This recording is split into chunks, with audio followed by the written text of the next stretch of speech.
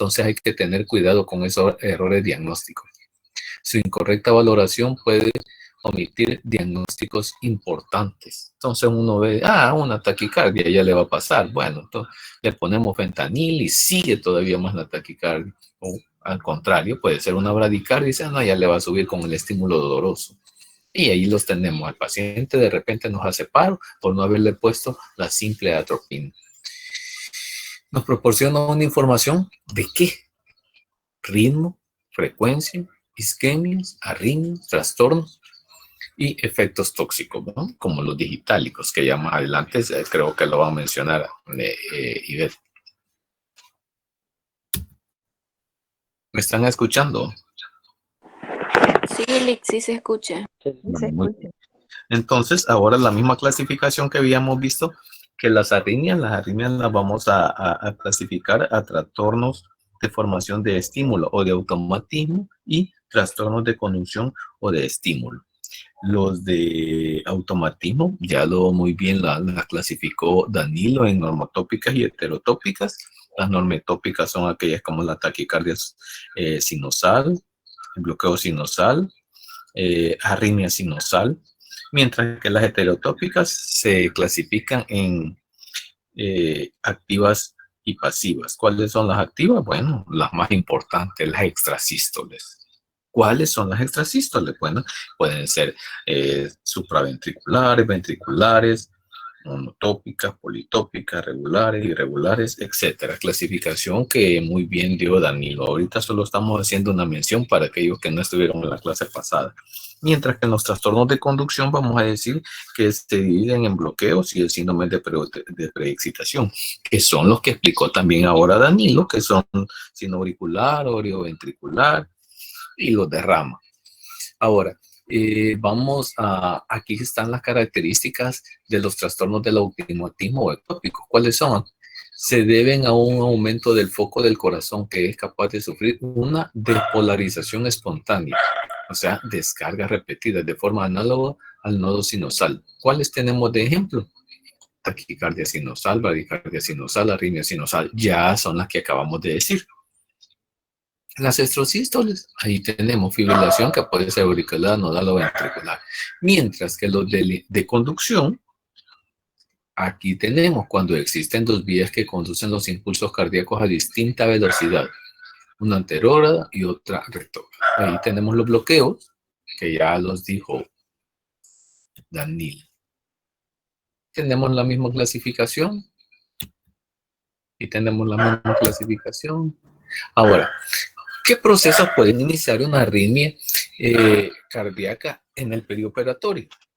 Primero, ya las dijimos, nos tardamos como 1 hora diciendo todas estas. La hipoxemia arterial, alteraciones electrolíticas de potasio y magnesio, alteraciones ácido básica, alteraciones del sistema nervioso autónomo, aumentos de la distensión de las fibras miocárdicas. Ahí tenemos, ya lo vimos, el primer tema, hipertensión arterial. Miren la intubación orotraqueal, la isquemia miocárdica, los fármacos, las catecolaminas, los anestésicos volátiles y las cardiopatías coexistentes. ¿Cuáles son las arritmias? Todas, las supraventriculares, los ventriculares y trastornos de conducción. ¿Por qué son todas? Bueno, porque usted puede decir, no puede decir, va a depender de la edad. No, porque ya sabemos de que ustedes explicaron el síndrome de corazón de atleta en los pacientes jóvenes. Por lo tanto, todas las arritmias son importantes para los pacientes. Si no las sabemos diferenciar y no las sabemos tratar, se nos puede complicar.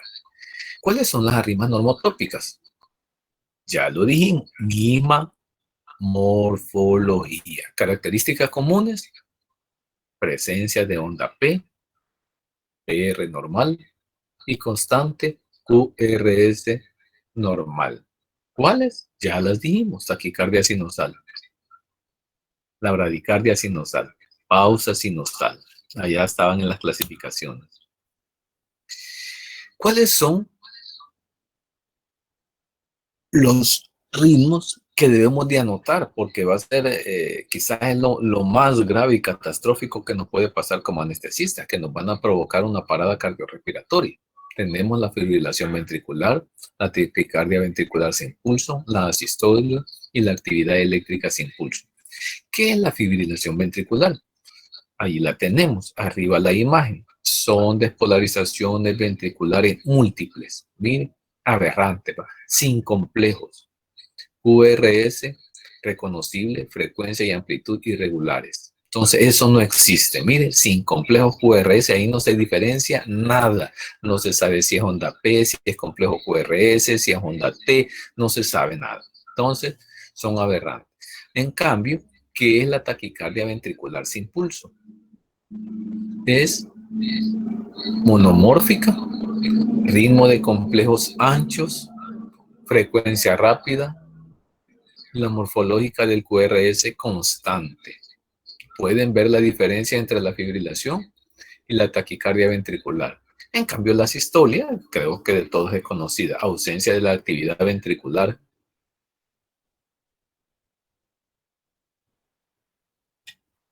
Puede persistir la actividad auricular, línea isoeléctrica, ¿verdad? El paciente está en una parada cardíaca.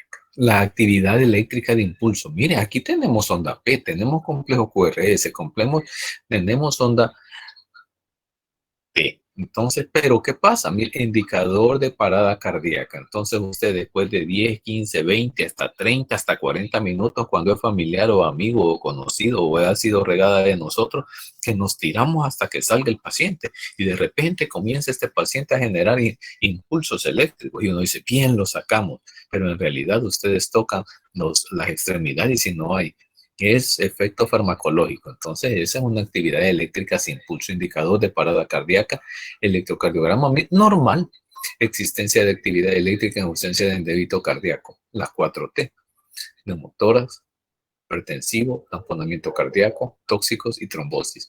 Y las 6H, que puede ser hipoxemia, hipovolemia, hiper o hipocalemia, hipocalcemia, hipotermia y hipoglicemia. Ahora, ¿cuáles son las arritmias heterotópicas? Aquí estábamos hablando de lo que estaba diciendo Danilo, las extrasístoles. ¿Cuáles iban a ser? Ya las habíamos explicado, que pueden ser supraventriculares, ventriculares, monotópicas, politópicas, regulares o irregulares. ¿Qué son? Es el latido que se adelanta, generalmente tiene una pausa compensadora. Ya se dijo, puede ser auricular, nodal o ventricular. El espacio entre el latido que lo antecede y el que lo precede es igual a 2 ciclos cardíacos normales. La extrasístole nodal, la P es negativa o está ausente. El PR, si existe menor a 0.12, el QRS es de morfología normal y tiene causa compensadora. La onda P, PR mayor a 0.12, no pausa compensadora, onda P negativa, PR menos de 0.12, pausa compensadora. Esto es bien complejo de decir. Lo importante de que miren, no es un ritmo normal. Miren, digemismo, trigeminismo, cada 3 se da 1, 2, 3, 1, 2. Entonces, eso entonces son extrasístoles. Si hay onda P, que vamos a decir es auricular o ventricular. Recordemos que lo primero que para poder valorar qué tipo es la onda P. Y luego vamos a ver los complejos, si son anchos, si son estrechos. Luego si termina la otra onda. Y así vamos clasificando. Si es a partir de acá, es ventricular. Y si es a partir de acá, es ventricular.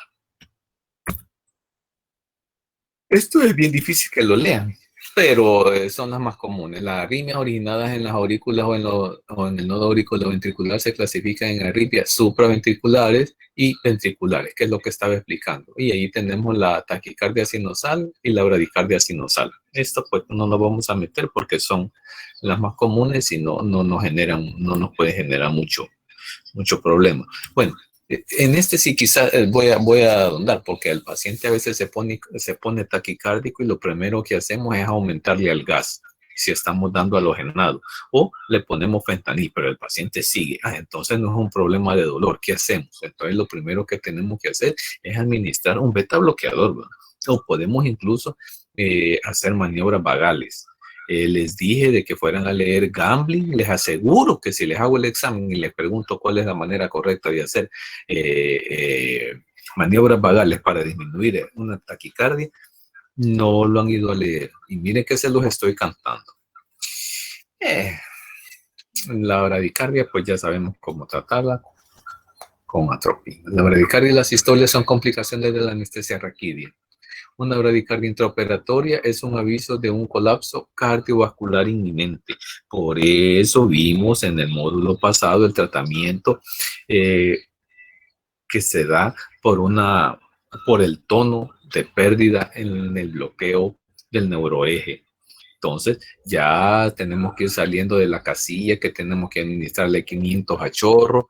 No, ¿verdad? Sino que ahora son las cocargas y debemos de recordar que también debemos, ya no le tengamos miedo a la efedrina, no le tengamos miedo a la fenilefrina y jamás pongan en una hipotensión atropina. Eso ya lo hablamos y recontrahablamos. Ya hay un montón de estudios que si no le van a provocar un reflejo de Benzo-Harris, ¿verdad? Ya está en la revista que les di.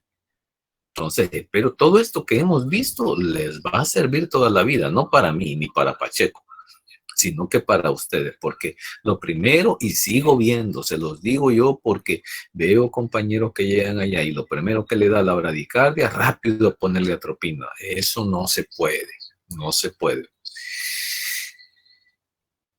Es un aviso de un colapso cardiovascular inminente. ¿Me están escuchando? ¿Va? Sí, Lick, sí se escucha. No voy a estar hablando de eso. Un colapso inminente, 6.4 de los pacientes de 100.000 sufren bradicardia hasta la parada cardíaca y se cree que la bradicardia refleja se debe a una disminución de retorno venoso por la simpatectomía con bloqueo. Bueno, esto lo explicaron mejor los compañeros que dieron anestesia raquídea. Entonces debemos de estar pendientes del tratamiento. Otra cosa que es importante, por eso es de que se hablaba que las alteraciones de hidroelectrolíticas, especialmente del potasio y del magnesio, ¿por qué? Porque pueden predisponer al desarrollo de una bradicardia aguda durante la anestesia raquídea. Pero ¿qué pasa? Que solo vemos el bendito hemograma y ahí nos terminamos. Ya evaluamos los benditos exámenes. Hay que evaluar siempre los electrolitos, especialmente los pacientes que van a ser sometidos de urología, ¿verdad? Que a veces están tapados y tienen alto o tienen muy bajo el potasio, hay que tenerlo presente. Al inflar un torniquete en el miembro inferior se puede producir también una reducción de la precardia, lo que da como resultado una bradicardia, ¿verdad? Entonces, cuando trabajamos en ortopedia, hay que tener cuidado. Y cuando venimos y le decimos al ortopeda, ¿qué onda? Y mira, ya lleva 2 horas. Ah, tranquilo, hombre, no pasa nada. Siempre hay que recordar lo que puede acarrearnos. Parece que se puede producir una bradicardia en cualquier momento del bloqueo, aunque aparece como frecuencia mínima 60 minutos después del inicio de la anestesia. ¿Y qué pasa uno? Ay, qué chévere, ya terminó la cirugía, máximo ahora que le estamos dando a toda la GQ anestesia regional y solo se tardaron 10 minutos y nos vamos y lo dejamos en la recuperación. Le ponemos efedrina, el paciente queda nítido con una frecuencia, con una buena presión arterial, pero cuando nos vamos a ratito llaman a código. ¿Y qué pasó si estaba bien? No, fue el efecto medicamentoso que usted le provocó. ¿Por qué? Porque todavía mientras no, y lo explicábamos en el módulo pasado, cuánto tenemos que tener, estar pendientes del paciente hasta que termine el efecto del bloqueo. De lo contrario, siempre hay un residuo del medicamento que usted está utilizando. La difusión del nódulo sinosal, o síndrome del seno enfermo. Cuando le preguntemos qué es el síndrome del seno enfermo, bueno, es una causa frecuente de bradicardia y es tan frecuente que una de las 600 personas arriba de 65 años la sufre.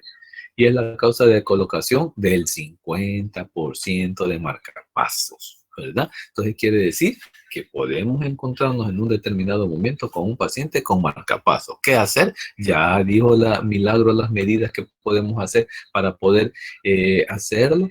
Debemos de reprogramarlo una semana antes o 48 horas antes de la empresa que le proporcionó el marcapaso a fin de que lo reprograme.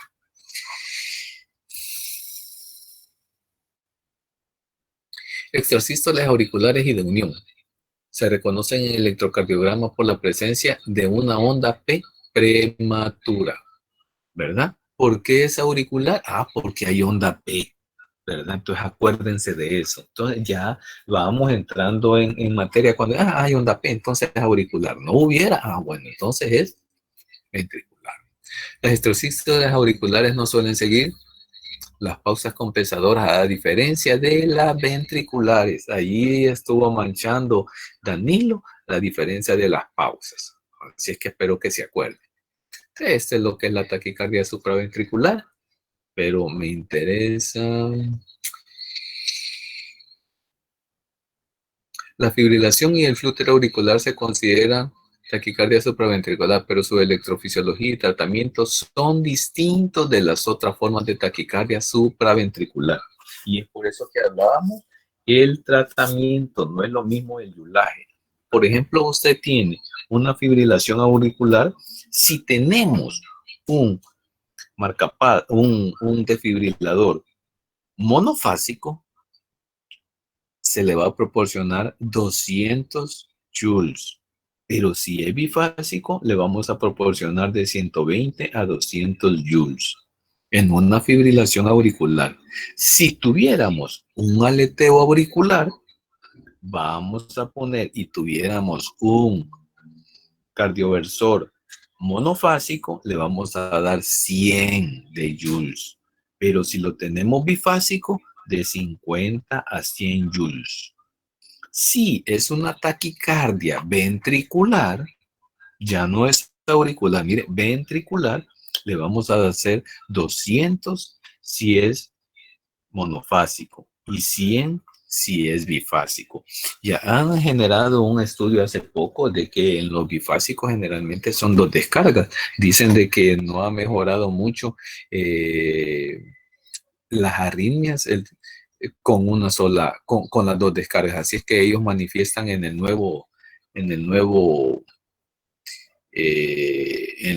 nuevas normas de cardioversión que con una basta.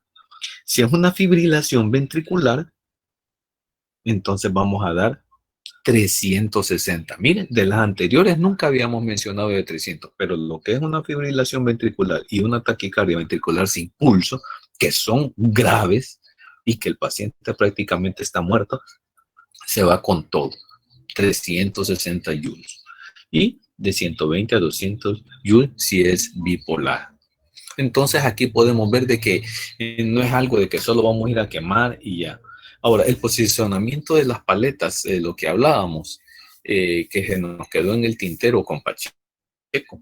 Tenemos también de que puede ser de 2 maneras, una anterolateral y otra anteroposterior.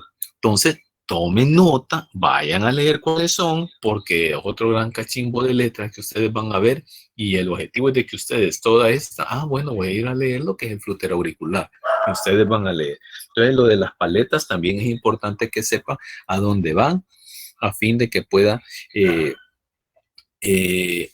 la descarga sea efectiva. Un flúter auricular es una alteración paroxística que suele durar desde minutos a horas. El electrocardiograma se caracteriza por una frecuencia auricular de 250 a 300 latidos por minuto. Imagínense.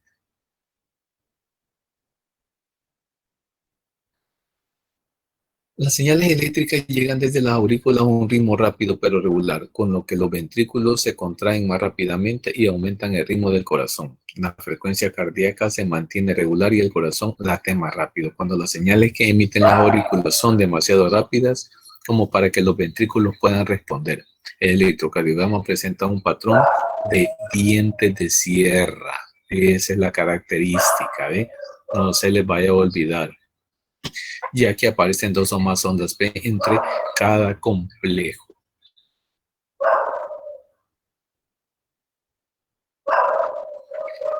El tratamiento es con bloqueadores de calcio, beta bloqueantes, dioxina, y si no cede, a chamuscarlo, ¿verdad? Con cardioversión. Ya dijimos cuánto va a ser, ¿verdad? 100 joules. Si es monopolar, o 50 si es bipolar. La fibrilación auricular Ya dijimos que es de 200 joules monopolar y de 100 de 120 a 200 joules si es bipolar, que esa es una arritmia mantenida más frecuentemente. La ecocardiografía torácica es útil para valorar el tamaño auricular, la función ventricular y la función valvular. Casi le estamos ayudando al próximo tema de insuficiencia cardíaca. Y se caracteriza en el electrocardiograma por una actividad auricular completamente caótica. Caótica. Con transmisión eléctrica de un nodo auriculoventricular y es la de Purkinje que causa contracciones ventriculares esporádicas. No se muestran ondas P. Miren, aquí no se puede ver en la imagen de abajo, no se muestran ondas P. Todo caótico. Síntomas van desde palpitaciones o angina de pecho, insuficiencia cardíaca, edema pulmonar y hipotensión sistémica. La fibrilación auricular suele provocar fatiga y debilidad generalizada. Consecuencias de la fibrilación auricular son los episodios tromboembólicos, los famosos ictus, ¿verdad? Que hasta una sala ahí en el Rosales, y la aparición de cardiopatía auricular o ventricular. ¿Cuál es el tratamiento? Bueno, restaurar y mantener el ritmo sinusal normal. Cardioversión con 6 horas de ayuno farmacológico. Ya dijimos, ya ustedes lo dijeron, de que la cardioversión puede ser de diferentes maneras, ¿verdad?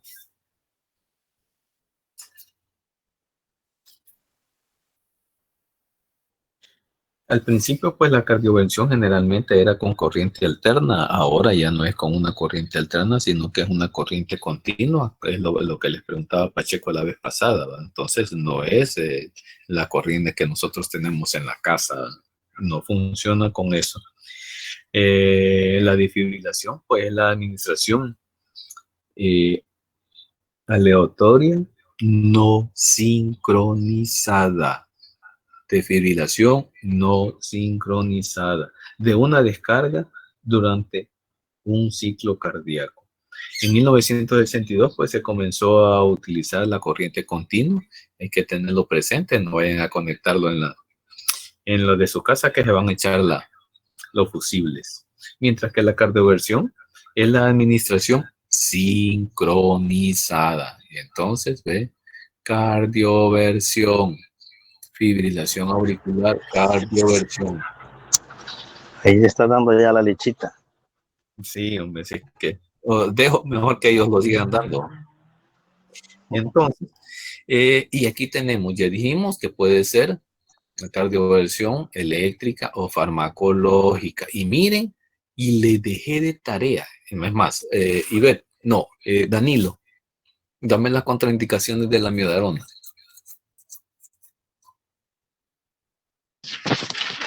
Perdón, ¿me decía? ¿Cuáles son las contraindicaciones de la miodarona? De la miodarona. Bueno, yo si no estoy mal leí que era un fármaco que se utilizaba en la mayoría de pacientes. No recuerdo las Vale, no lo contraindicaciones fuiste a leer, vale. propias. Alejandra. Porque se usa, como es un fármaco de clase.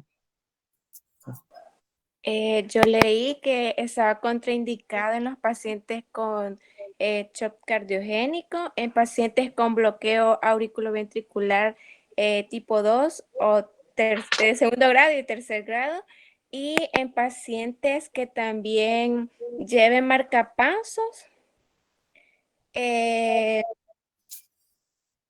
También en la bradicardia inusual sintomática en pacientes que tengan hipersensibilidad a este fármaco o alguno de sus componentes como el yodo. También decía que estaba contraindicado en los pacientes pediátricos, en las mujeres embarazadas y en las mujeres que estaban amamantando. Eso es lo que yo leí. Rodrigo, falta una bien importante. También mencionaba la literatura que en las alteraciones tiroideas está contraindicado. Sí, Perdón. ya lo dijo aquella el yodo. ¿Y qué más? Yo leí que estaba contraindicado en trastorno grave de la conducción del nodo sinusal, Sí, ¿qué otro? colapso vascular hipotensión Pero si grave. le ponemos el gran cachimbo, entonces no la podemos utilizar en nada. Y ya dijimos de que es el fármaco de elección para casi todas las arritmias, pero solo hay que tener presente las 4 o 5 contraindicaciones que son bien específicas y de ahí la podemos utilizar siempre. Por eso se los dejé de tarea. Otro que le ayude. Milagro.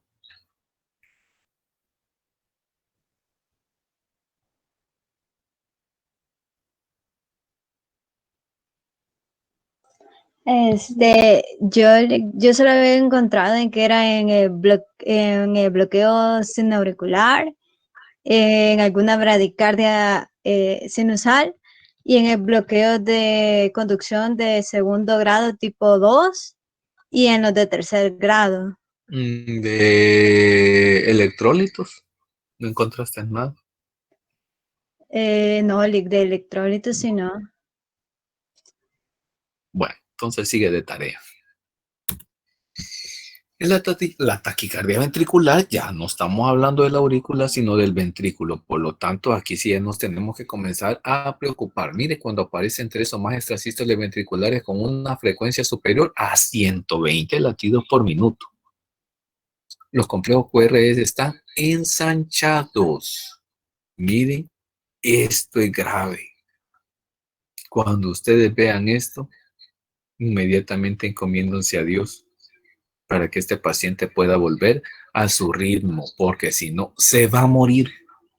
Esta es una antesala para paro cardíaco. Entonces, hay que estar presente. Entonces, vamos a decir complejos QRS ancho, ¿verdad? ¿Por qué no es auricular? Ivette.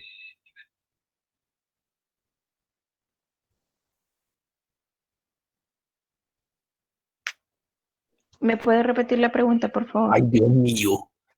¿En qué no estás en la clase, pues? Sí, pero no escuché bien. ¿Por qué no decimos de que este trazo es auricular?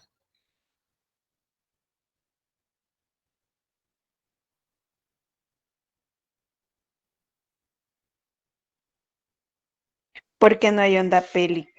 Sos maciza, correcto. Eso es lo primero que dijimos para evaluar si es una arritmia.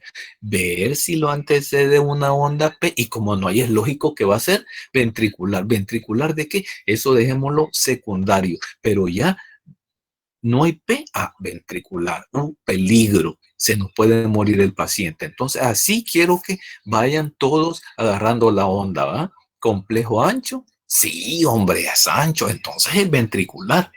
Entonces, ya se fijaron cómo poquito a poco, sí, miren, esta clase es muy buena, lástima que no estamos yendo a la U, porque llevamos unos 2 trazos de esos feos que se toman y cada quien vamos aprendiendo. Yo no los puedo leer, se los digo, pero poco a poco vamos aprendiendo. Entonces vemos, cómo se puede ver un electro con una taquicardia ventricular. ¿Cómo podemos ver un electro con un bloqueo grado 1? ¿Cómo podemos ver un bloqueo grado 2? ¿Cómo podemos ver un bloqueo grado 3? Incluso hasta Pacheco nos hubiera ayudado, que él todos los días ve este tipo de pacientes. Entonces, pero así es bien difícil, pues es bien difícil, pero como la situación no lo permite, estamos con esta metodología. Bueno, siguiendo, vamos a decir que es un ritmo casi siempre ominoso, debido al disminuir gasto cardíaco.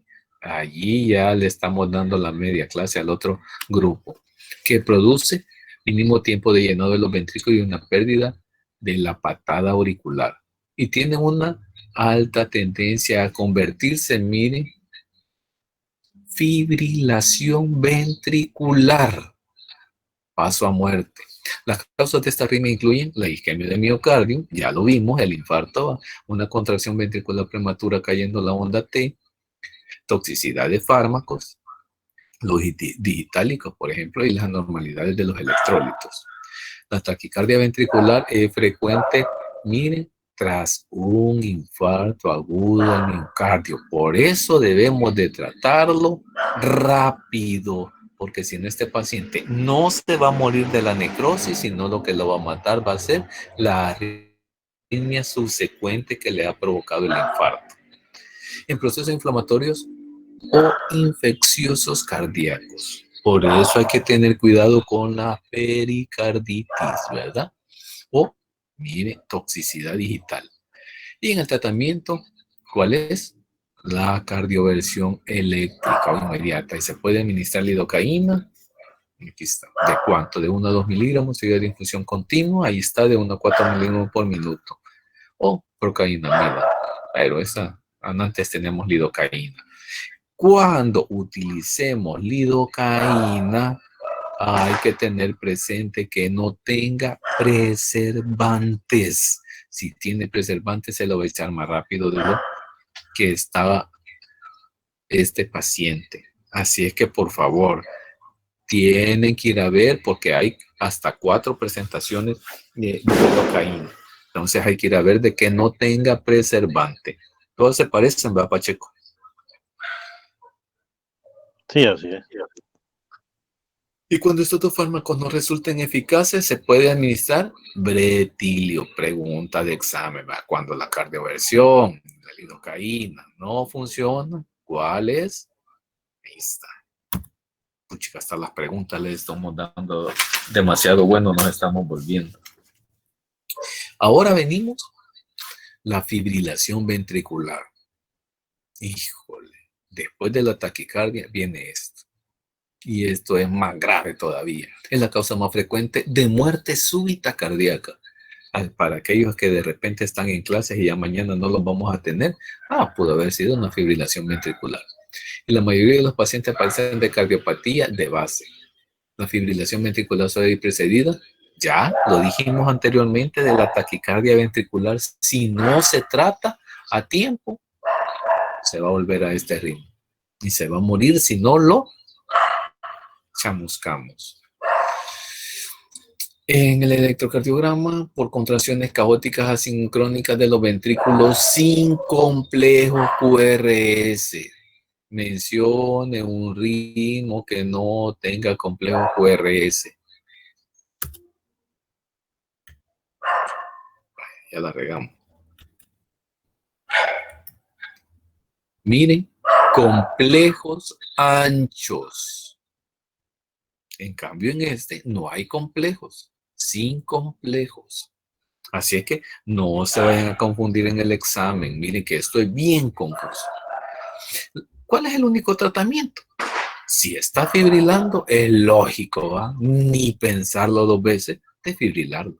Es el único tratamiento eficaz para convertirla en una fibrilación ventricular a un ritmo capaz de generar un gasto cardíaco espontáneo. Aquí no logra este corazoncito eyectar, ¿verdad? Por lo tanto, solo son estimulaciones eléctricas sin hacer que este corazoncito funcione como bomba. Y el flujo coronario, por eso dice, y el tratamiento debe de ser una urgencia, ya que el gasto cardíaco y el flujo coronario y cardíaco son extremadamente bajos, aunque se realice un masaje cardíaco adecuado. Por lo tanto, el tratamiento, fibrilación. Que ha demostrado que el flujo cerebral y coronario durante este proceso es menor al 10% del normal. Y cuando la fibrilación ventricular no responda al tratamiento eléctrico, ahí está la salvadora, ¿va? La amiodarona. Por eso debemos de saber cuáles son los casos en los que no los puedo ocupar. Y podemos ocupar lidocaína o bretilio que puede mejorar dicha respuesta. El síndrome de Wolff-Parkinson-White. Lo primero que tenemos que ver, miren esto, ¿ven? Esta letita, la onda delta. Si de repente tenemos esto, entonces tenemos este señor. Son taquicardias por reentrada. En algunos pacientes la primera manifestación del Wolff-Parkinson-White es la muerte súbita. Y eso se acuerde como lo explicaba Alejandra, que son arritmias de reentrada. Aquí está, por reentradas. Así como le explicó ella, se daba en círculo y volvía. En algunos pacientes la primera manifestación es la muerte súbita secundaria a la fibrilación y se asocia a palpitaciones paroxísticas, acompañadas o no de mareo, síncope, disnea o angina de pecho. Si usted tiene esto, pues vaya a pedir consulta donde el cardiólogo. ¿Cómo la vamos a diferenciar? Está un QRS ensanchado y la bendita onda delta. La preexcitación ventricular hace que se produzca una deflexión precoz del electro, denominada onda delta. Onda delta. Ondas que se parecen a las ondas Q del infarto. Aquí recuérdense cuando explicó el otro muchacho que esto se hacía más prominente, quería decir de que este paciente sufrió un infarto anterior. Por eso era importante pasar el tema ante el infarto. Y la taquicardia recíproca es la taquiarritmia más frecuente en los pacientes con síndrome de Wolff-Parkinson-White. Taquiarritmias, aquí las tenemos. Si es taquicardia, maniobras vagales y adenosina. Taquicardia recíproca con complejos anchos, cardioversión eléctrica. Fibrilación auricular, procainamida, cardioversión, y aquí está Juan. Ahora bien, la conducta anestésica es la que va a dar Ivette, ¿verdad? Entonces me voy a quedar aquí para que ella siga compartiendo.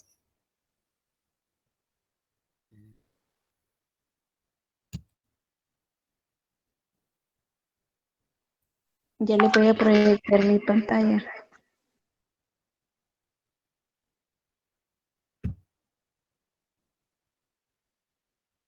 Vale, dale Ivette.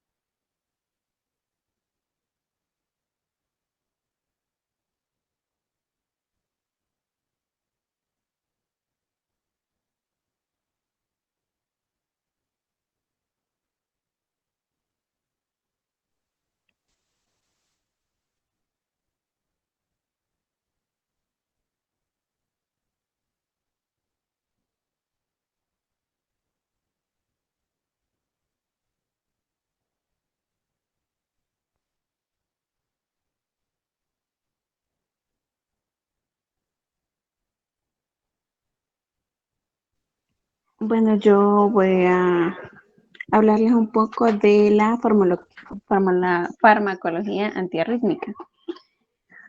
Antes de empezar a explicar un poco de la farmacología antiarrítmica, quiero que veamos lo de la curva del potencial de acción. Porque hay frases que se mencionan dentro de los mecanismos que realizan los diferentes medicamentos según sus grupos. Entonces, vaya, esta curva representa todas las fases por las que pasan las células musculares cardíacas. Y aquí vamos a hacer un poquito de catarsis. Y vamos a recordar que la fase 0 va a ser, perdón,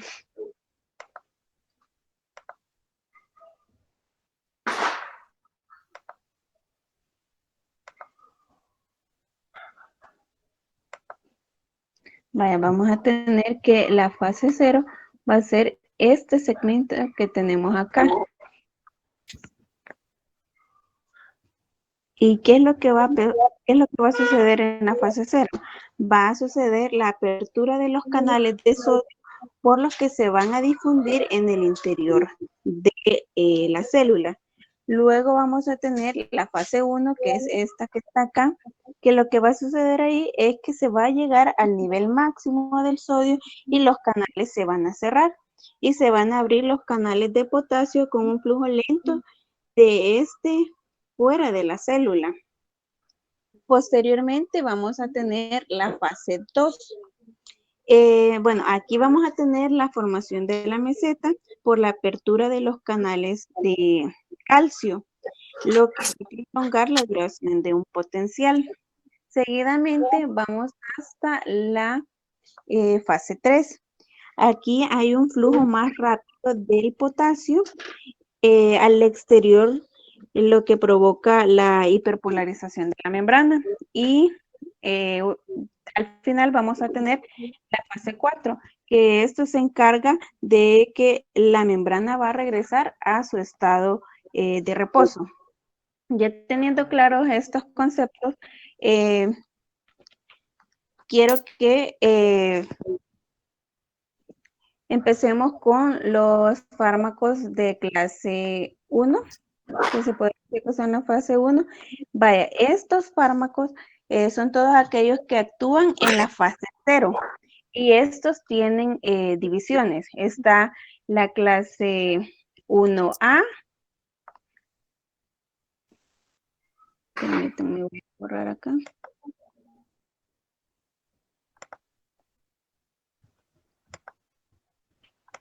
Vaya, vamos a tener que tenemos la clase 1A, la 1B y vamos a tener también la clase 1C. Vaya, quiero que ustedes tengan bien claro lo que pasa con los medicamentos de esta clase.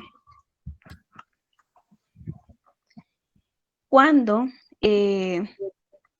bueno, en esto se van a inhibir en la entrada del sodio y lo que va a hacer es que va a ser se va a retardar la fase 0, que es la entrada rápida del potasio. Entonces, aquí ustedes ven el potencial de acción normal. ¿Qué es lo que va a suceder al utilizar los medicamentos de la clase 1? Esta línea se va a hacer como una desviación y va a cambiar el potencial de acción. Y también tenemos que tener en cuenta que estas clases de medicamentos tienen diferencias. La clase 1A va a tener una potencia moderada. La clase 1B es de una potencia baja y la clase 1C es de potencia alta, que son los que se recomiendan más. ¿Cómo ustedes pueden diferenciar en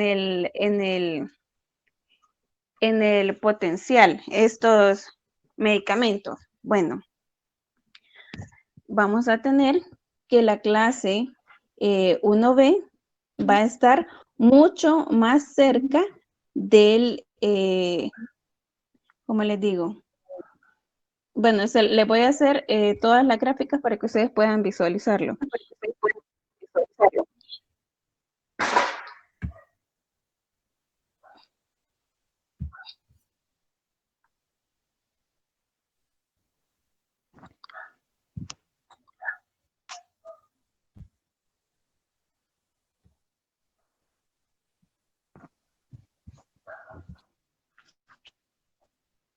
Vaya, esto es un pequeño gráfico de cómo van a estar interactuando los medicamentos, ¿verdad?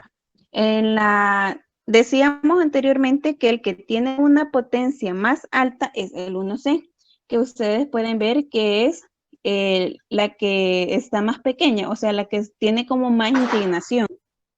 La 1A es el que tiene una potencia moderada, que es la segunda línea. Y la 1B es la que tiene una potencia baja. ¿Qué es lo que quiere decir esto? Que el 1C tiene una entrada más lenta del sodio, por tanto, por eso son más recomendados. Luego vamos a seguir con la clase 2, que son los beta bloqueadores.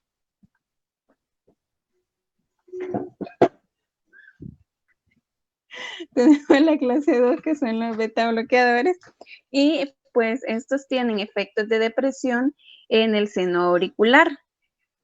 Tenemos que recordar que estos también se asocian con el manejo de la tensión arterial. Y también algo que tenemos que tener en cuenta, que estos van a bloquear la señal adrenérgica que proviene de la parte del sistema nervioso central, que es la parte simpática. Y también estos Estos tienen, estos también tienen su efecto en la fase 4 en las taquicardias supraventriculares. Vaya, posteriormente a los beta bloqueadores también tenemos aquellos medicamentos que son los número 3, que estos son los que tienen efectos en los canales del potasio. ¿Qué es lo que quiere decir esto? Que en estos medicamentos se prolonga el periodo refractario cardíaco. Y lo que va a hacer es que haya una prolongación en el potencial de membrana. Bueno, ¿qué es lo que quiere decir esto? Que, digamos, vamos a tener la curva normal, pero esto se va a prolongar muchísimo más. O sea, quiere decir que esto que ven aquí es el periodo refractario y esto es lo que se va a prolongar. Estos son excelentes antiarrítmicos, pero tenemos que tener en cuenta y en consideración que la prolongación del periodo refractario facilita que se prolongue también el segmento QT y esto puede producir una taquicardia ventricular polimórfica. Que si sucede esto, vamos a estar nosotros comprometiendo la vida de nuestro paciente. Posteriormente a eso vamos a tener los medicamentos que son de clase 4. Bueno, estos medicamentos no se recomiendan en aquellos pacientes con falla cardíaca. ¿Qué es lo que quiere decir esto? Que vamos a causar que disminuya la frecuencia cardíaca y también que disminuya la contractibilidad cardíaca. Ya explicado esto, vamos a pasar a la siguiente tabla, que es de los medicamentos. Ya les expliqué las clases que hay en el potencial anterior, ¿verdad? Y vamos a tener que en la clase 1A vamos a tener medicamentos como la quinidina, que estos están indicados en la fibrilación auricular. También están indicados en la taquicardia supraventricular paroxística, en taquicardia ventricular y en el síndrome de Wolff-Parkinson-White. La dosis de este medicamento es de 6 a 10 miligramos sobre kilogramos y los efectos adversos que puede producir esto son la hipotensión y la trombocitopenia. Es también otro medicamento que también es parte de este grupo es la procainamida, que está indicado para la fibrilación auricular, para la taquicardia ventricular y para el síndrome de Wolff-Parkinson-White. La dosis de esta es de 5 a 15 miligramos sobre kilogramo de peso y también de 2 a 6 miligramos por minuto, perdón. Estos van a tener efectos adversos en el sistema nervioso central y también puede ocasionar lupus anticolinérgico. También en este grupo tenemos el medicamento de disopiramida. Está indicado para la fibrilación auricular y la taquicardia ventricular. Este solo está en dosis oral y los efectos adversos de este es un efecto anticolinérgico. Seguidamente de eso, vamos a tener la lidocaína en el grupo 1B, que es para la taquicardia ventricular, para la fibrilación ventricular, y este va a estar indicado de 1 a 2 miligramos sobre kilogramo de peso. Los efectos adversos de este van a ser en el sistema nervioso central, Y también vamos a tener, bueno, en la tabla lo mencionaba, pero posteriormente que yo les muestre los que tenemos nosotros en existencia, no está la mexiletina, que se encarga de la taquicardia ventricular y de la fibrilación ventricular.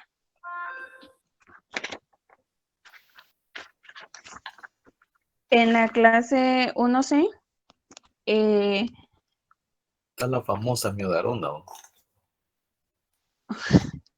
no, eso es en la clase 3, Liz, no se emocione, ahorita vamos por los 1C. 1C.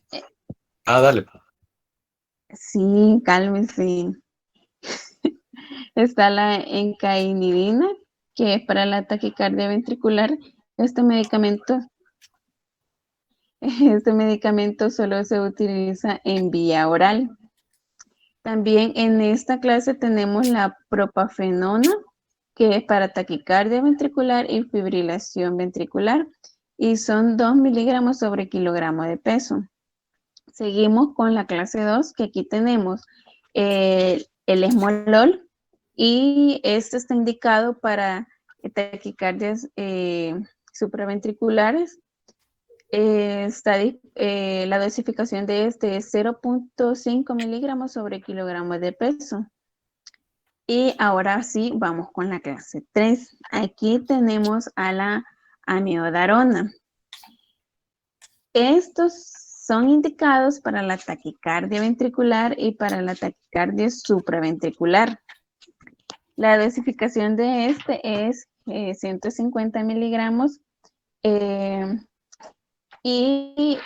También tenemos otros medicamentos como el betrilio, que es para la taquicardia ventricular y para la fibrilación ventricular, de 5 a 10 miligramos sobre kilogramo de peso. También tenemos el sotalol, que está indicado para la taquicardia ventricular, y este medicamento solo existe vía oral. Aquí podemos ver los efectos adversos que presentan estos medicamentos. Tenemos neumonitis, hipotensión, bradicardia, y también tenemos los medicamentos de la clase 4, que está el verapamilo, indicado para la fibrilación auricular y para la taquicardia paroxística supraventricular, de 5 a 10 miligramos. Los efectos adversos de este son la hipotensión y la disfunción ventricular. Y al final de esta tabla tenemos los misceláneos, o también conocidos como clase 5, porque en algunas literaturas se puede clasificar de esa manera. La adenosina, que es indicada para la taquicardia supraventricular. También la dosificación de este es de 6 miligramos. Y los efectos adversos que puede causar son el rubor, el mareo y el síncope. Después tenemos a la digoxina, que está indicado para la fibrilación auricular. También está indicado para la taquicardia paroxística supraventricular. La dosis de este es 0.4 miligramos. Y también tenemos el magnesio, que está indicado para la taquicardia ventricular y la fibrilación ventricular.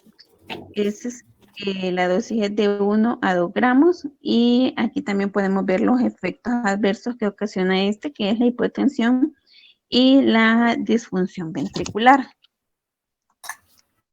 Bueno, tenemos que los antiarrítmicos son un grupo de drogas que se utilizan en el tratamiento de diferentes arritmias cardíacas.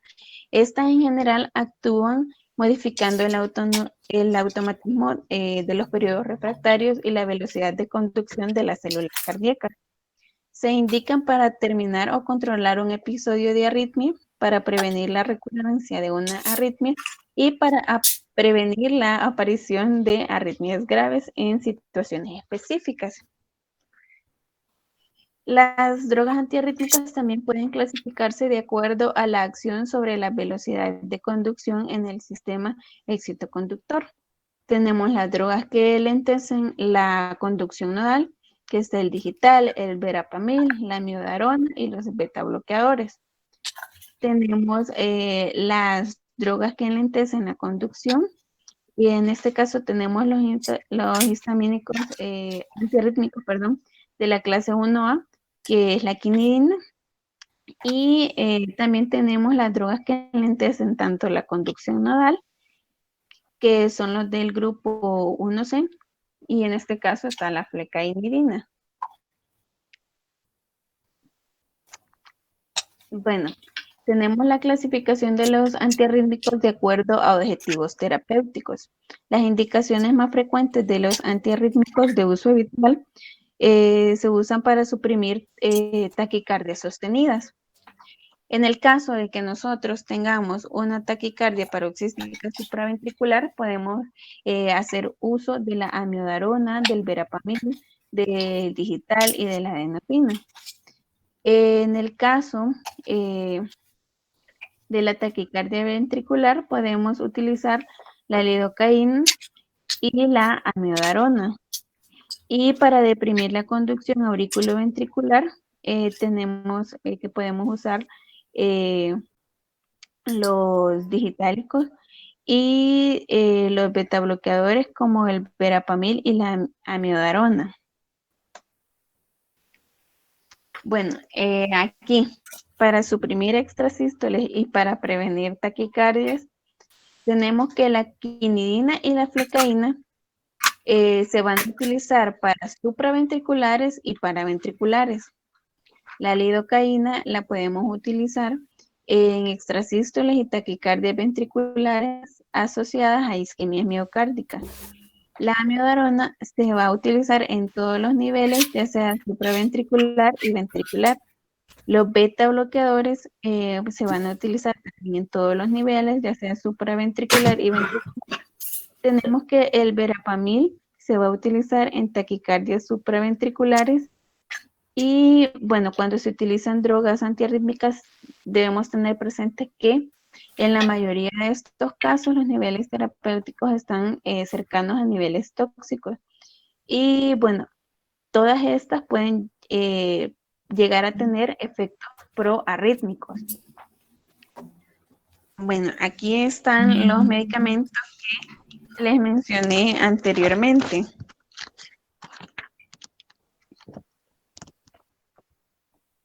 Vaya, se sabe que los fármacos de clase 1A disminuyen la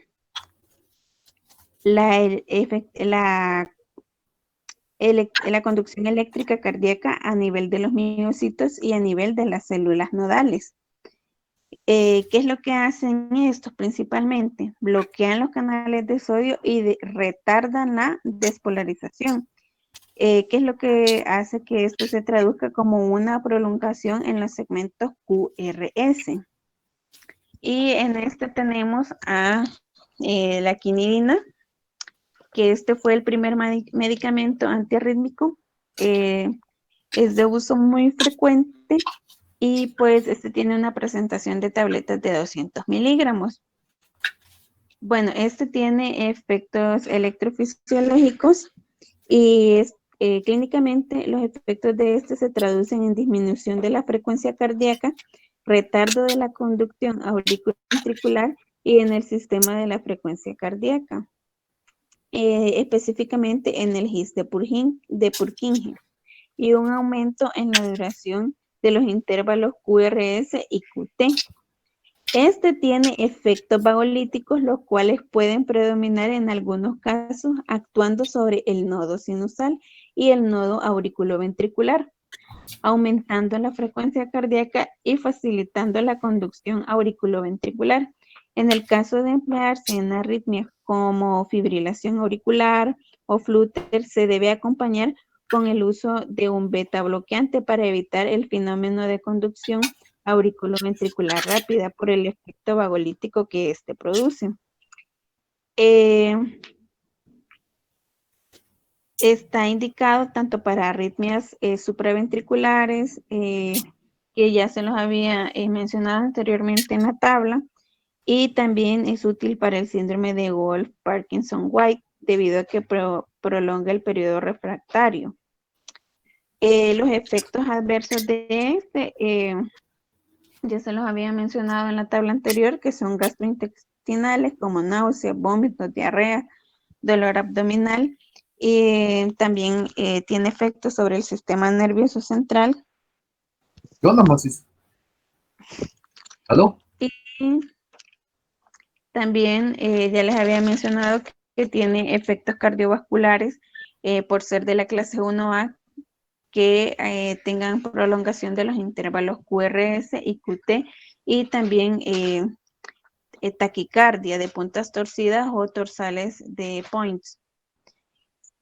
Posteriormente, seguidamente de este tenemos la procainamida, que este es un análogo del analgésico local, que tiene efectos similares a la quinidina, pero no tiene efectos vagolíticos y no es un bloqueante adrenérgico.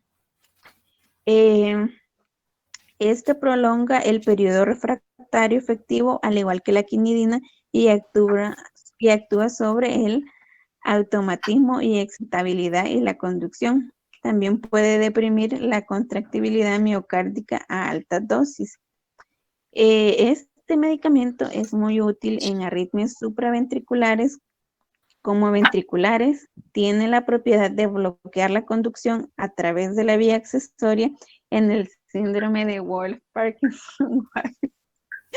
Por lo tanto, puede ser útil en pacientes con fibrilación auricular, y también es útil en el manejo de taquicardia ventricular monomórfica sostenida. Los efectos que tiene cardiovasculares son depresión miocárdica, hipotensión por vasodilatación, taquicardia de puntas torcidas. También tiene efectos adversos gastrointestinales que incluyen náuseas, vómitos, diarrea, que es la menos frecuente. También están los hematológicos, incluyendo leucopenia, depresión de la médula ósea y trombocitopenia. Y también va a tener efectos adversos neurológicos, que son mareos, fatiga, psicosis y alucinaciones. Está contraindicado obviamente a aquellos pacientes que son alérgicos o tengan hipersensibilidad a este fármaco, aquellos pacientes que tengan trastornos de conducción auriculoventricular avanzada, y vamos a seguir también con la disopiramida. Bueno, este tratamiento fue aprobado para arritmias ventriculares solo administrado por vía oral. Tiene efectos muy similares a la quinidina, pero a diferencia de ella no bloquea los receptores adrenérgicos. Tiene un efecto anticolinérgico muy marcado, lo cual le explica muchos de los efectos adversos que les voy a mencionar. Ivette, ¿Sí? tenemos un paciente bloqueado. ¿Cuántas atropinas le podemos poner? En un paciente bloqueado, ¿cuántas atropinas podemos utilizar? Entonces el paciente nos llegó a una frecuencia de 40. Vengo yo inmediatamente, me preocupo y le pongo atropina.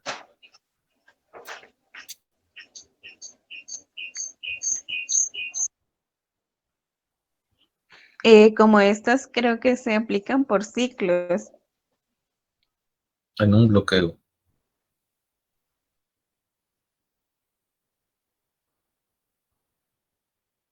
Me está dando la anestesia, no te percataste. El paciente se bloqueó y le llegó a 40. No lo vamos a mantener así, ¿verdad? Lo lógico es que le pongamos atropina. ¿Cuántas le puedo poner? ¿Y por qué?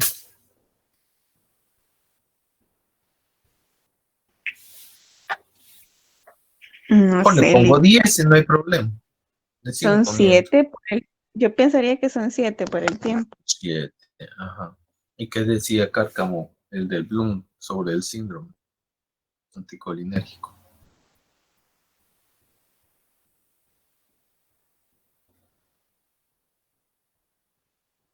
Ujú. No sé qué decía el Cárcamo. Bueno, la silocaína, ¿en qué tratamiento lo vamos a ocupar? Que es la que más común tenemos. La lidocaína está indicada para arritmias ventriculares. Se emplea principalmente en arritmias ventriculares que son recurrentes.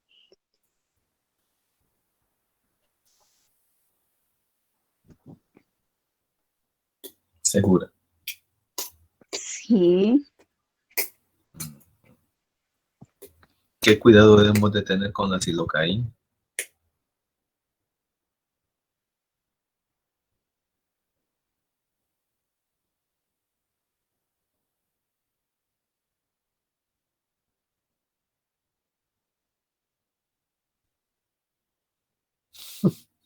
Ujú.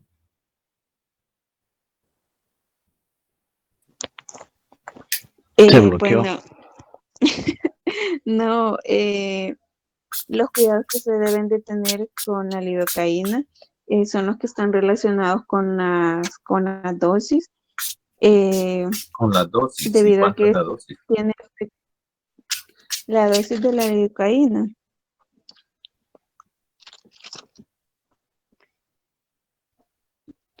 En bolos de 100 miligramos intravenosos, seguido de 2 o 3 bolos de 50 miligramos, separados cada 8 minutos. Y si es así como la niña Milagro que mide como un metro, le ponemos los 100 miligramos.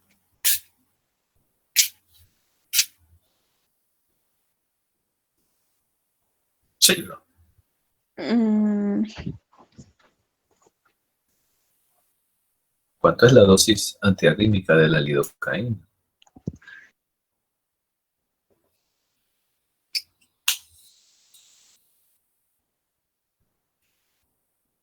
de 3 a 4 miligramos por kilo De de 3 peso. a 4, miércoles, y pesa 80 kilos, 8 por 4, 32, 320 miligramos. Casi todo el frasco.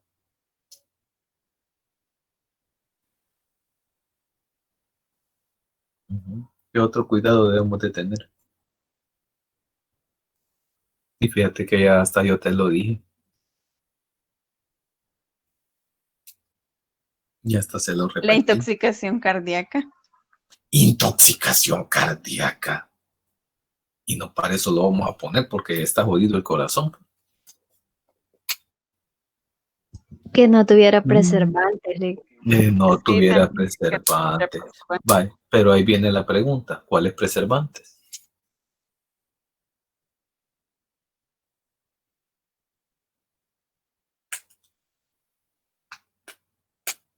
Porque ahí dice. Entonces sí, contiene preservantes, pero ¿cuál?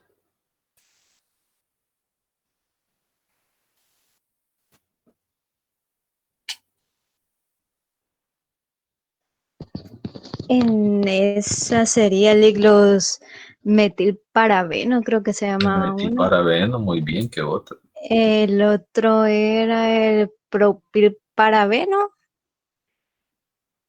y o sulfitos, creo, también.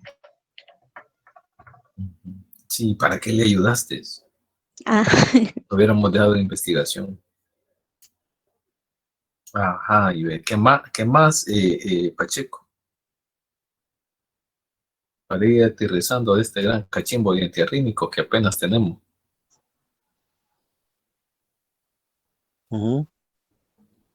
Tú ya te dormiste también. No, pero nada, estoy escuchando la ponencia de Ivette. Ujú, ¿qué le podemos preguntar? ¿Por qué ese gran cachimbo de fármacos esta yuca? Ujú. Usted me dijo que se los había puesto superficial. Pues sí, pero lo más importante es. Ujú.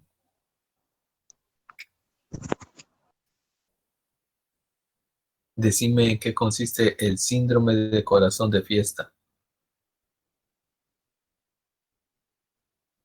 Ya lo dije como 1000 veces yo en todas las clases.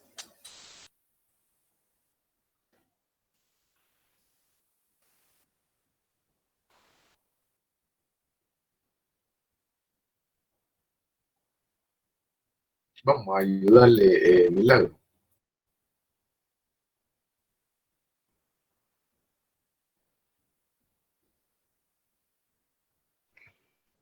que no es el síndrome que se da cuando se produce una arritmia debido al consumo de bebidas alcohólicas en un breve Exacto. espacio de tiempo. Ajá. Sí que tenés agilidad con el Google. ¿Cómo? Exacto, por eso te lo pregunté, porque en los pacientes intoxicados por alcohol son peligrosos en el trance anestésico porque pueden presentar este síndrome, que son de arritmias y se te puede morir. Por eso te lo pregunté, pero qué bueno de que lo encontraste rápido. ¿Qué más? Bueno, ¿qué más nos puedes enseñar? Bueno, hablando de la famosa amiodarona, que quizás es uno de los más conocidos y de los que más quizás tiene las instituciones públicas. Bueno, beta bloqueadores ya los hablamos cuando hablamos de los hipertensos, ¿no? Entonces ya nos ponemos las tablitas, ya nos ponemos cuáles son indicaciones, contraindicaciones. Entonces los pacientes bloqueados se van a suspender o no los suspendemos con estos pacientes.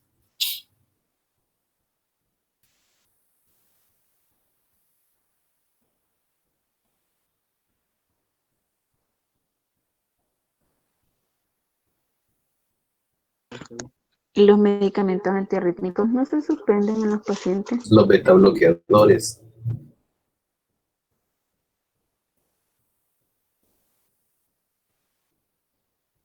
Estos sí se suspenden. Sí se suspende. ¿Por qué?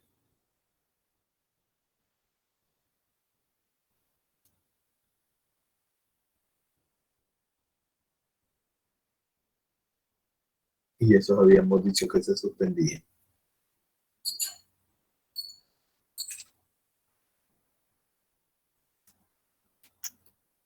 Y que no solo habíamos dicho que los IECA y los IAR.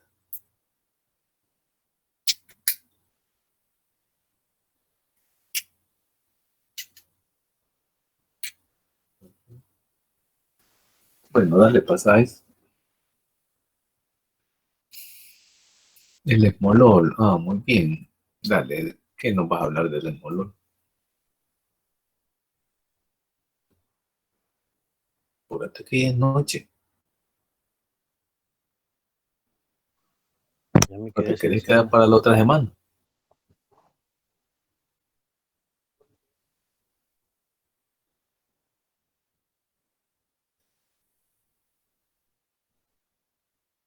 Ve.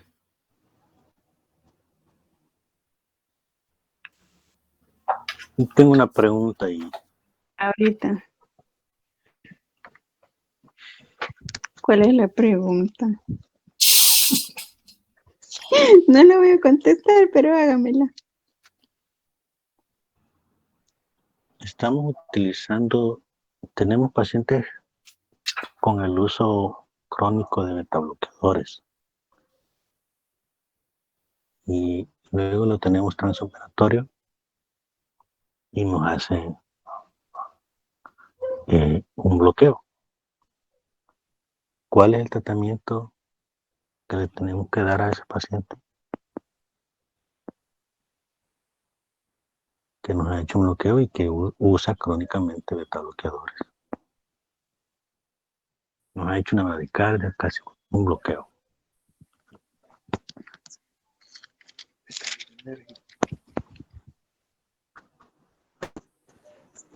¿O cómo podemos tratar ese bloqueo? En el caso de la bradicardia. Oh,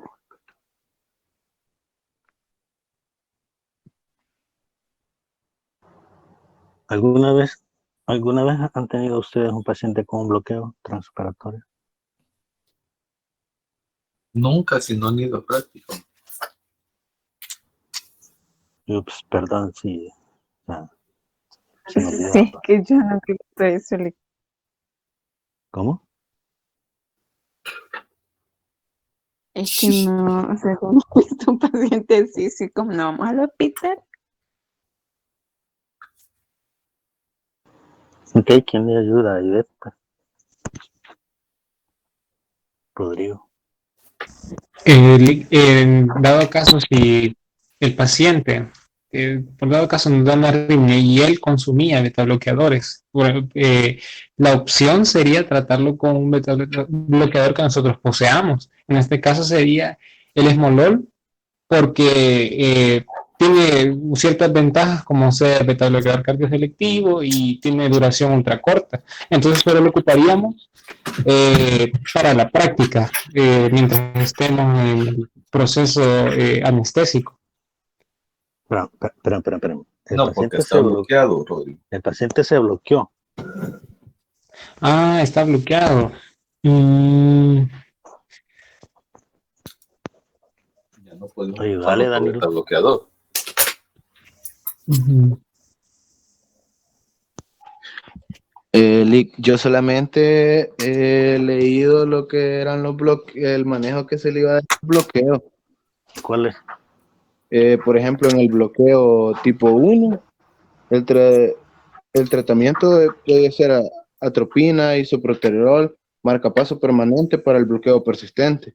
En el bloqueo de tipo 2 de Mosby, era marcapaso permanente, y porque este puede progresar a bloqueo grado 3.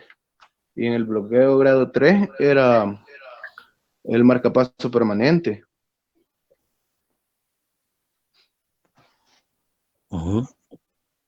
Esos serían los manejos que yo había entendido del bloqueo. Por lo general, los bloqueos los íbamos si no eran un ritmo, íbamos a buscar, la otra opción que teníamos era buscar un marcapasos transcutáneo para poder volver al ritmo para ver si con eso se revertía, si no revertía farmacológicamente. Ujú. Pero ya no hablamos de los marcapasos, ¿verdad? Del transcutáneo y del Como no, los vimos un poco, no tan a detalle, pero superficial. Vaya, Ivette, aquí te contestó Danilo. Cuando el tratamiento del bloqueo farmacológico falla, entonces, ¿qué es lo que tenemos que tener a la mano? ¿Cuál es el que tenemos que tener a la mano, dijiste, Danilo?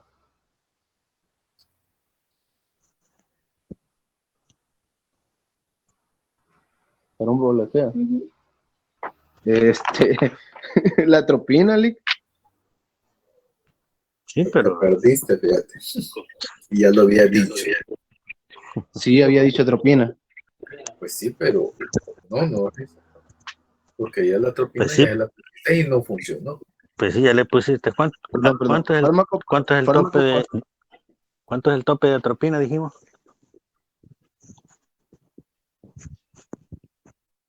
7. 7. 7 miligramos. Igual 7 que no le miligramos. hagas caso a nivel, hombre. No, 7 No, ampollas. el máximo son 3 miligramos de atropina. 3 miligramos. 7. Hijo. ¿En cuánto tiempo?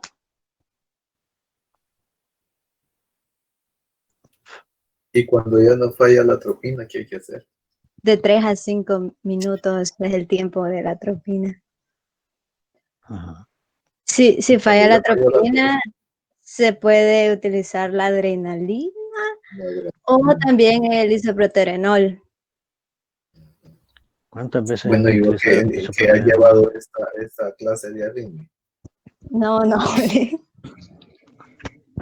Vaya, mire, es la única que participa de los 40 y la guana que hay.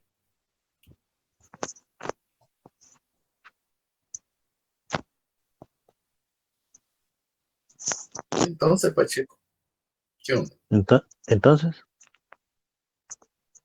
Ya terminaste con los fármacos y vete. De los de esta clase, también falta lo del manejo anestésico. Vaya, eso damos ya entonces para ir terminando ya. ujú.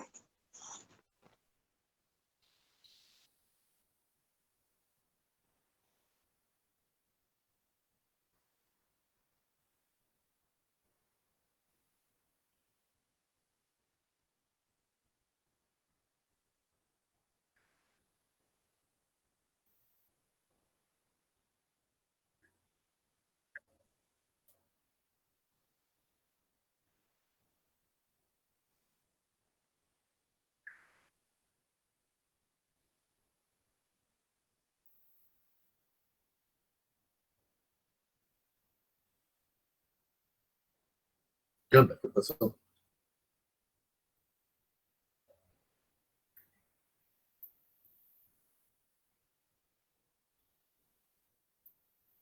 ¿Qué onda? Hola, lo siento, no había activado el micrófono. Bueno, tenemos que Nos perdimos tenemos media que hora de... tampoco. La presencia de arritmia durante el manejo anestésico implica un reto para todos nosotros. Nosotros tenemos que saber identificar el electrocardiograma y tenemos que saber qué tipo de arritmia es la que está presentando el paciente y el manejo que tiene esta. Tenemos dos tipos de pacientes que vamos a tener un paciente que es cardiópata, que este va a tener todas las condiciones patológicas que van a presentar arritmias o que ya se sabe que este paciente tiene arritmias. Y también vamos a tener aquel paciente que no tiene una patología cardiovascular. Durante el transoperatorio se pueden presentar limitaciones diagnósticas en la imagen del electrocardiograma del monitor y también se puede el retraso de la aparición de los cambios en el segmento ST. También tenemos que la medicación antiarrítmica preoperatoria no se debe suspender nunca. En el caso de que el paciente no tenga evidencia preoperatoria de enfermedad cardiovascular y que previo desarrolle arritmias, se debe considerar primero la causa que va a desencadenar la arritmia para poder aplicar un tratamiento específico. Eso es importante lo que acabas de decir, ver la causa, ¿verdad? Porque ya vimos como 10 factores que la pueden desencadenar. La etiología de la arritmia en pacientes se puede dar por alteraciones de la temperatura. En el caso de la hipotermia, tenemos también que esto... ¿Qué onda generalmente podemos ver en una hipotermia?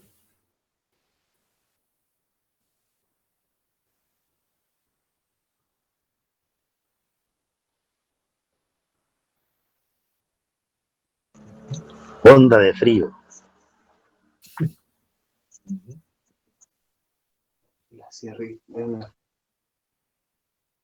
¿Cuál?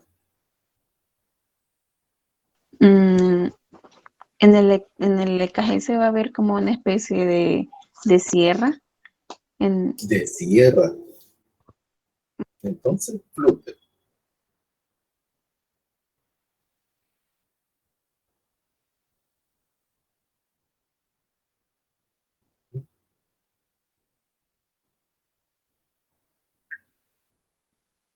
Entonces, ¿por qué puedes decir, este paciente lo tengo con hipotermia?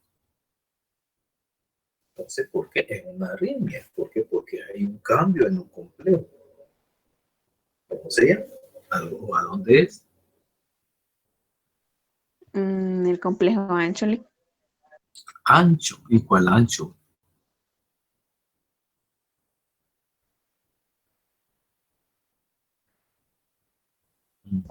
Lick, ¿puedo responder? Dale. Bueno, en el EKG, según sea el caso de que haya una hipotermia, puede haber cambios en intervalo PR y también puede haber cambio en el complejo QRS. Y puede haber también observarse bradiarritmias. Pero, ¿cómo se llama la onda?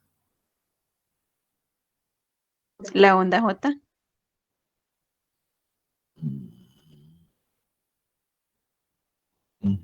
Bien, está bien. ¿O de?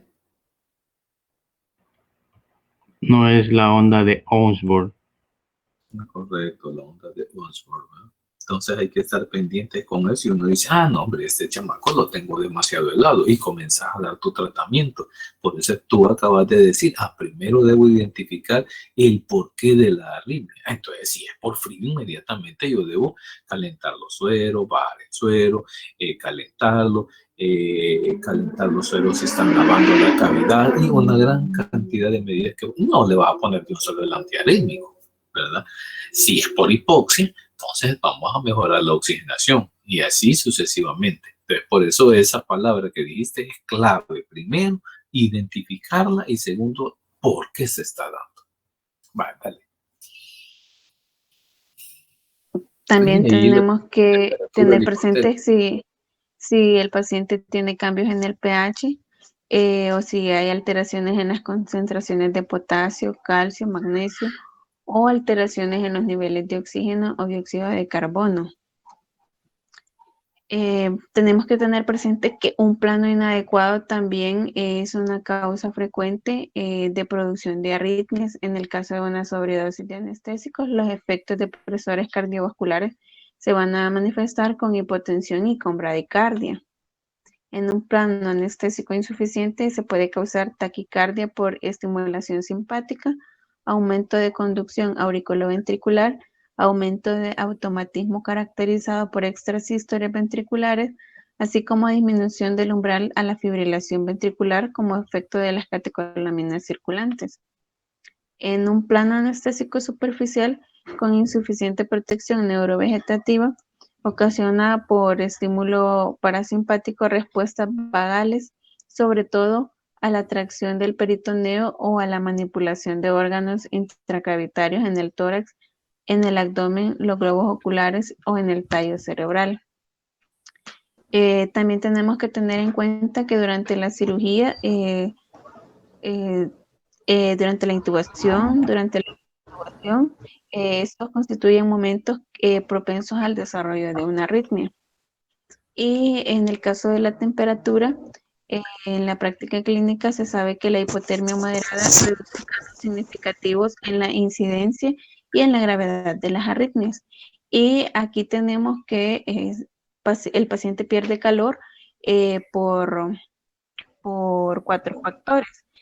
Se dice que el más elevado por el cual el paciente pierde calor es por radiación, que este es en un 60%. Seguidamente tenemos por evaporación en un 20%, con un 15% tenemos la convección y con un 5% es la conducción. ¿En qué consiste el tratamiento para mejorar la temperatura del paciente? Con un calentamiento homogéneo para evitar la hipotermia de rebote y como también se pueden utilizar estrategias para mantener la temperatura del paciente. En algunos lugares se utilizan unas térmicas. También se puede observar que si no hay sábanas térmicas se utilizan bolsas para que el paciente no pierda calor. Y también no se debe de administrar medicamentos fríos al paciente. Y también hay unas, no sé cómo se llaman, una especie de calentadores de sábanas. Usualmente estos pasan solo, pero es porque utilizan las sábanas o utilizan los sueros que están ahí y no vuelven a ingresar, ¿verdad? Para que haya para otros pacientes. Y aquí tenemos un poco de los tratamientos por arritmia. En el caso de la bradicardia sinusal o bradirritmias, el tratamiento que se va a utilizar es atropina de 0.5 a 1 miligramo. Este se repite de 3 a 5 minutos. Y también se va a utilizar efedrina de 5 a 25 miligramos. También tenemos el uso de dopamina, si la presión arterial es adecuada, el uso de adrenalina y el uso de isoprotenerol. En el caso de la fibrilación ventricular, aquí se debe iniciar de inmediato la reanimación cardiorrespiratoria y se debe desfibrilar lo antes posible. Se debe administrar 1 miligramo de sulfato de magnesio, que este facilita la desfibrilación, y también en algunas ocasiones se emplea la adrenalina. También se ha añadido vasopresina en este tratamiento a la fibrilación ventricular con una dosis de 40 unidades en bolo intravenoso. Las dosis posteriores de adrenalina no deberán administrarse antes de haber transcurrido 5 minutos desde la administración de la vasopresina. Y el tratamiento farmacológico de soporte puede consistir en lidocaína, amiodarona, bretilio, procainamida, fenitoína o esmolol.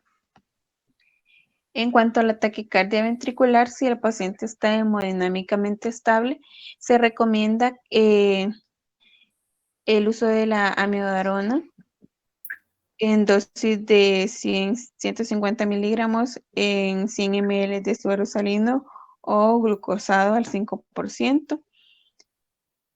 Y también tenemos que en el caso de la sistolia, el tratamiento de elección es una inyección de epinefrina y atropina.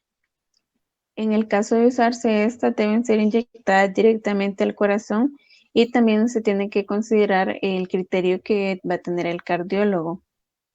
Además de esto, se practica reanimación cardiopulmonar si el corazón no responde, en estos casos a un desfibrilador por no encontrarse ya despolarizado. En el caso del aleteo o flúter auricular, el tratamiento inicial debe controlar la respuesta ventricular con fármacos que desaceleren la conducción del nodo auriculoventricular. Tenemos a los bloqueadores beta-adrenérgicos, que está el esmolol.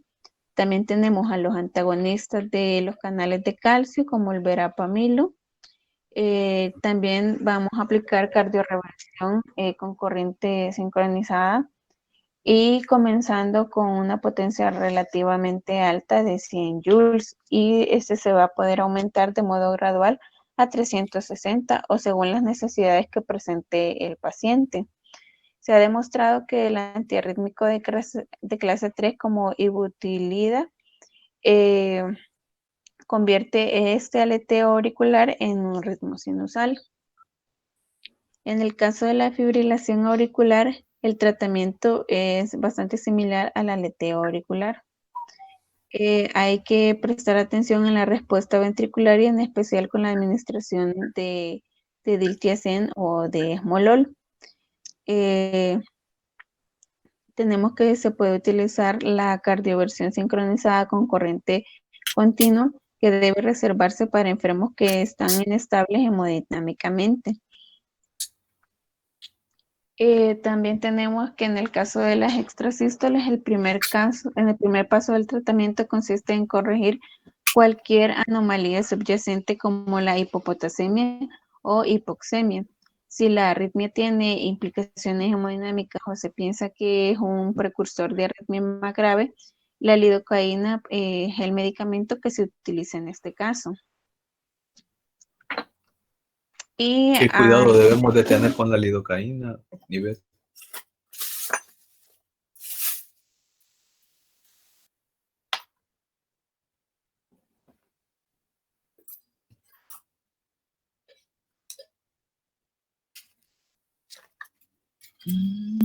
Ya te olvido. con los preservantes. ¿Cuál?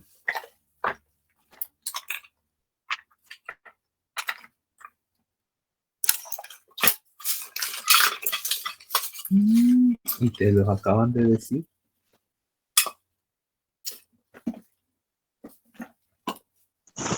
Se había levantado en un momento. Los metilparabeno, los propilparabeno o los sulfitos. Vale, seguí.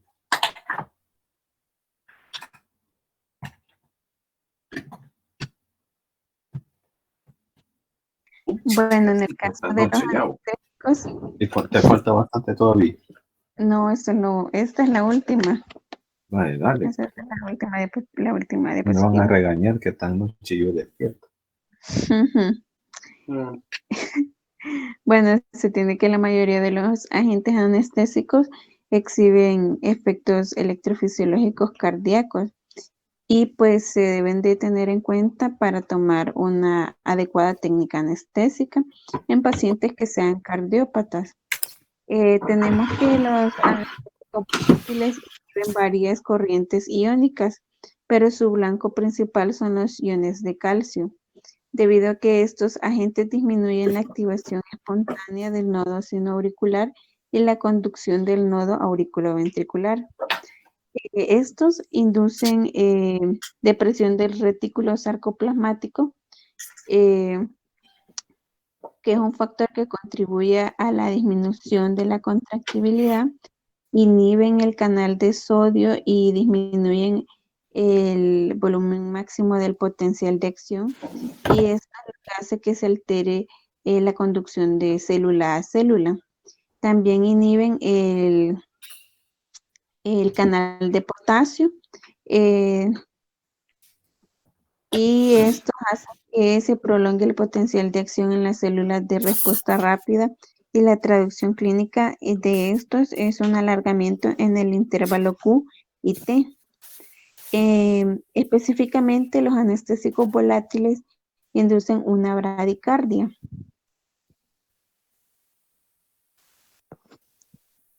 Y bueno, en el caso de los opiáceos, estos agentes actúan directamente a través de receptores asociados con tejido e indirectamente por la vía de receptores localizados en el cerebro y los núcleos que regulan las funciones cardiovasculares. Los opiáceos inducen una bradicardia independientemente de la dosis, un aumento de la conducción auriculoventricular nodal y un aumento de los periodos refractarios efectivos de los nodos auriculoventricular y ventricular. A causa de los efectos en la repolarización, los opiáceos tienen un efecto similar en los como el de los medicamentos de clase 3. Y se ha demostrado que el fentanil aumenta el umbral en la fibrilación. También se ha demostrado una disminución de la gravedad de las arritmias inducidas por el digital con la morfina. Y en el caso de los agentes intravenosos, tenemos que en el caso del tiopental es inhibir las corrientes de sodio, y varias de potasio tienen una prolongación de duración del potencial de acción, así como en los periodos refractarios del tejido auricular y ventricular, además de una lentificación de la conducción auriculoventricular. En el caso del propofol, inhiben los iones de calcio y ligeramente los iones de potasio. Y bueno, tienen efectos como similares a los del tiopental. Y eso sería todo. ¿Preguntas?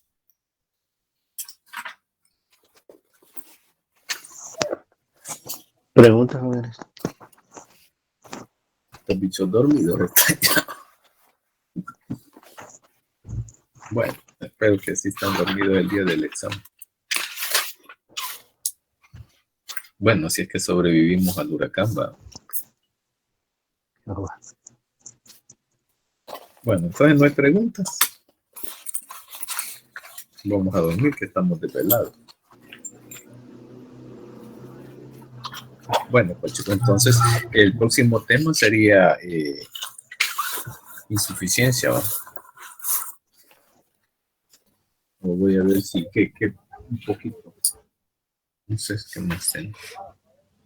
Bueno, entonces nos vemos y nos ponemos de acuerdo ahí en el chat para el próximo tema, ¿verdad? Chévere. Va, pues pasen feliz noche. Buenas noches.